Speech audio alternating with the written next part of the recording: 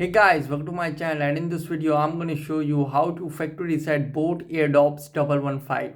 If your boAt Airdopes 115 earbuds are not working properly, this method will solve your problem. Okay, to do factory reset, first take out both earbuds from the charging case, and now here you can see this is the CTC available on top. Here you can see this is the CTC available on top. Okay, now long press both CTC for 5 seconds and the red LED light will blink 5 times.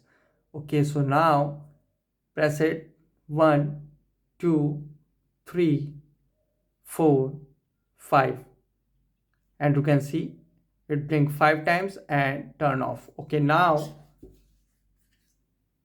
keep it inside the charging case and now wait for another 3 seconds. 1, 2, 3, and take it out.